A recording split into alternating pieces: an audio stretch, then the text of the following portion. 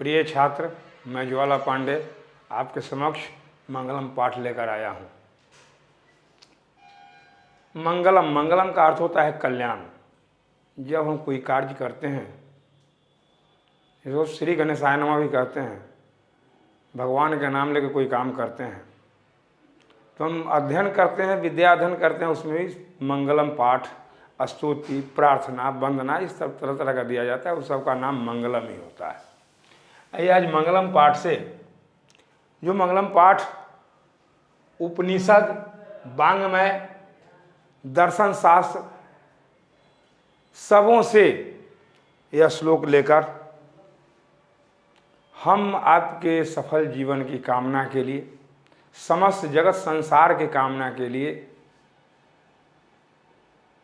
भगवान से ये प्रार्थना करते हैं कि ये भगवान सारे लोग सुखी हों, सारे लोग निरोग हों, सारे लोग विद्वान हो जाएं, सारे लोग धनवान हो जाएं, व्यवहारिक हो जाएं, विचारवान हो जाएं। ये सब बातों को लेकर हमारे वैदिक शास्त्रों में, हमारे वेदों में, हमारे पुराणों में, हमारे उपनिषदों में बताया गया, जिससे हम आगे बढ़ रहे हैं, बढ़ते जाएंगे। उपनिषद के वैदिक वांग्मय अंतिमे भागे, उसके अंतिम भाग में दर्शन शास्त्र से सिद्धांतान, दर्शन शास्त्र के सिद्धांत को प्रकट किया गया है।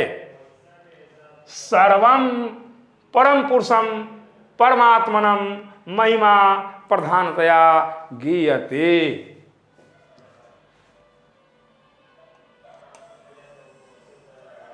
सभी परम पुरुष परमात्मा की महिमा की प्रधानता को गाते हैं। तेन परमात्मान जगतः व्याप्त नुशासितम, वह सभी जगह, वह परमात्मा संसार में के हर जीवों में व्याप्त है, वास करता है। स एव सर्वसाम तपसा, वो नहीं, परम लक्ष्यम, यही उनका परम लक्ष्य है। उनका परम लक्ष्य यह है कि लोग कैसे अच्छे बने। अस्मिन पाठे, इस पाठ में परमात्मा में पढ़ा के 5 मंत्र संकलित किए गए हैं। 5 मंत्र संकलित किए गए हैं। पहला मंत्र है हिरण्यमयेन पात्रेण सतस्य पिहितं मुखम तत्वं पुषन् पाविर्णुं सत्यधर्माय दृष्टये। हे सत्य, हे सत्य, तू अपने मुख से सोने का आवरण हटा और सत्य को देख। वह तत्व जो सब जीवों में समाया हुआ है, उसे तुम सत्य धर्माय दृष्टये, सत्य को धर्म की दृष्टि से देखें। अब प्रश्न आता है, प्रश्न पूछेगा कि सत्य का मुंह किससे ढका है? तो जवाब होगा सत्य का मुंह सोने के आवरण से ढका है। उसे किसे देखना चाहिए, कैसे देखना चाहिए? सत्य को कैसे देखना चाहिए? तो सत्य धर्माय दृष्टये, सत्य को धर्म की दृष्टि से देखना चाहिए। ये वस्तुनिष्ठ प्रश्न में भी पूछे जा सकते हैं कि सत्य को कैसे देखें, तो ये बताना पड़ेगा कि सत्य को धर्म की दृष्टि से देखना चाहिए।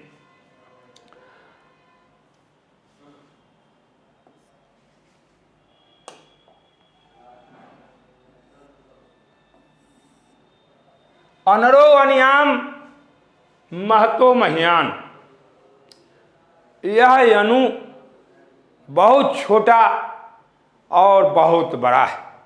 छोटा में भी छोटा है और बड़ा में भी बड़ा है। आत्मस्य, यह आत्मा की,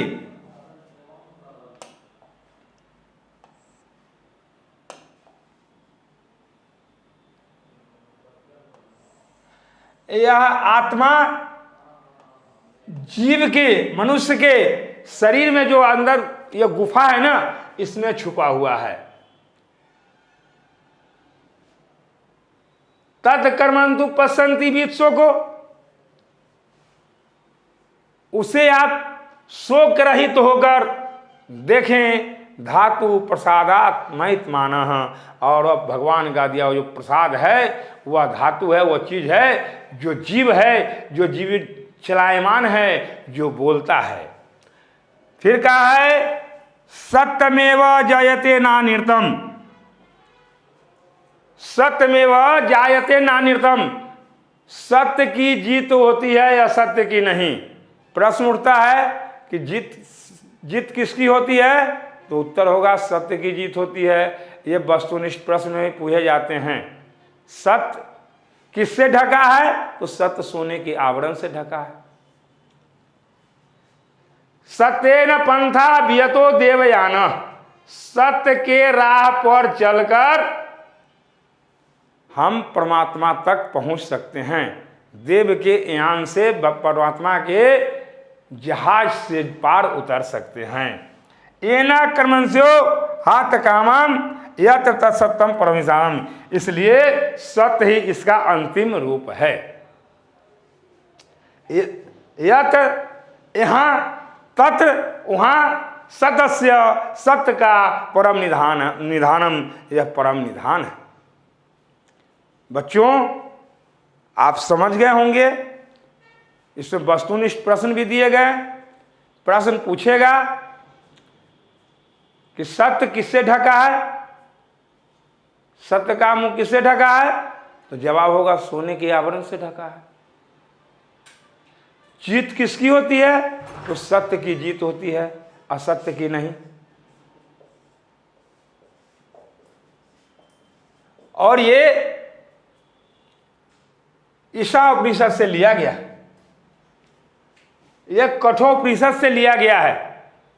कठोपनिषद से जो नचिकेता के संबंध में कहा जाता था, वाजसर्वा जब यज्ञ किया था तो उसने अपने बेटे से कहा था कि मैं उत्तम से उत्तम वस्तु दान करूंगा। यज्ञ समाप्त होने के बाद पिता अपने भजन से मुकरकर बूढ़ी और कमजोर गाय दान करने लगा, तो नचिकेता ने कहा पिताजी आपने तो ऐसा नहीं कहा था। वाजसर्वा ने अपने पुत्र को, जा मैं तुझे मृत्यु को देता हूं, और वह बच्चा जीवित धर्मराज के पास पहुंच जाता है। किसके कारण, सत्य के कारण।